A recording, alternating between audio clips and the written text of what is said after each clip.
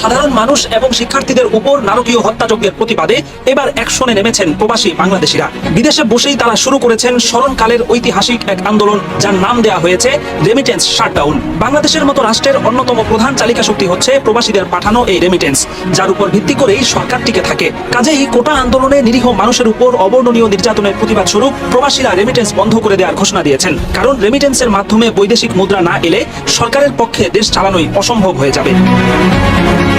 Remittance shutdown ক্যাম্পেইনে অংশ নেওয়া প্রবাসীরা এক্ষেত্রে শ্রীলঙ্কার উদাহরণ তুলে ধরেছেন। সেখানে রাজাপাকসে পরিবারের দুর্নীতির সীমা ছাড়িয়ে যাওয়ার পর শ্রীলঙ্কান প্রবাসীরা দেশে রেমিটেন্স পাঠানো বন্ধ করে দেন। এর কিছুদিনের মধ্যেই বৈদেশিক বাণিজ্য লেনদেন এবং ঋণ পরিশোধ করতে না পেরে সেখানকার সরকারের পতন ঘটে। পরবর্তীতে নতুন সরকার গঠিত হওয়ার পর সেই প্রবাসীদের পাঠানো রেমিটেন্সেই শ্রীলঙ্কা পুনরায় স্বনির্ভর হয়ে ওঠে। শ্রীলঙ্কার ঘটনায় উদ্বুদ্ধ হয়ে প্রবাসীরা শাটডাউন শুরু করার কয়েকদিনের মধ্যেই রেমিটেন্সের প্রবাহে ভয়াবহ ধস নেমেছে। বাংলাদেশ ব্যাংকের পরিসংখ্যান বলছে, চলতি জুলাই মাসের প্রথমার্ধে প্রত্যেকদিন যেখানে প্রায় $8 কোটি রেমিটেন্স এসেছে, সেখানে কোটা আন্দোলন শুরু হওয়ার পর এক সপ্তাহেও $8 কোটি আসেনি। অর্থাৎ রেমিটেন্সের প্রবাহ 80 থেকে 90% কমে গেছে। এমনকি গতকাল রবিবার রেমিটেন্সের মাত্রা 0.70% নেমে এসেছে, যা আজকে আরো কমে যাবে বলে আভাস পাওয়া যাচ্ছে। বিশ্লেষকরা বলছেন, রেমিটেন্সের এই ধস কিছুদিন অব্যাহত থাকলে সরকার বড় ধরনের বেকায়দায় পড়ে যাবে। শাটডাউনের কয়েকদিনেই পরিস্থিতি এত শোচনীয় আকার ধারণ করেছে যে সরকারের বেশ কয়েকজন মন্ত্রী বৈধ ব্যাংকিং চ্যানেলে রেমিটেন্স পাঠানোর জন্য বারবার প্রবাসীদের করজোড়ে অনুরোধ করছেন।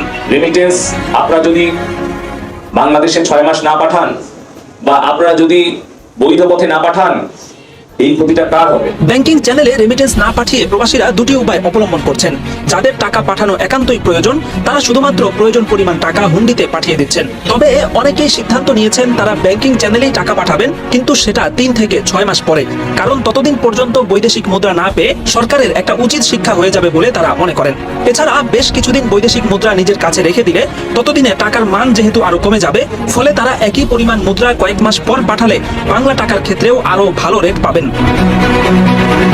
রেমিটেন্স শাটডাউনের এই ক্যাম্পেইনে কোটা আন্দোলনকারীদের উপর সরকারি নির্যাতন বড় ভূমিকা রাখলেও এর সাথে প্রবাসীদের মনের মধ্যে পুষে রাখা দীর্ঘদিনের ক্ষোভও যুক্ত হয়েছে। পাসপোর্ট বানানো থেকে শুরু করে এয়ারপোর্ট পর্যন্ত প্রত্যেকটা ধাপে ধাপে একজন প্রবাসী যে পরিমাণ হয়রানির শিকার হন, এয়ারপোর্টে প্রবাসীদের সাথে যেভাবে গরু ছাগলের মতো আচরণ করা হয়, যেভাবে হরহামেশা শত শত সিসি ক্যামেরার সামনেও প্রবাসীদের লাগেজ চুরি হয়, পৃথিবীর কোনো দেশে এমন নির্লজ্জ ঘটনার নজির নেই।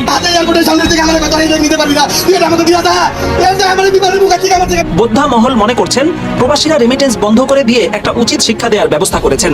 যেই প্রবাসীদের টাকার উপর দেশ দাঁড়িয়ে আছে, তাদের সাথে নিকৃষ্ট আচরণের প্রতিকার হিসেবে সর্বোত্তম উপায়টাই তারা বেছে নিয়েছেন।